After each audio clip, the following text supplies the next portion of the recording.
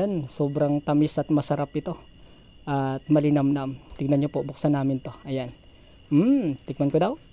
Sarap. Yum, yum, yum. Tamis. Masarap.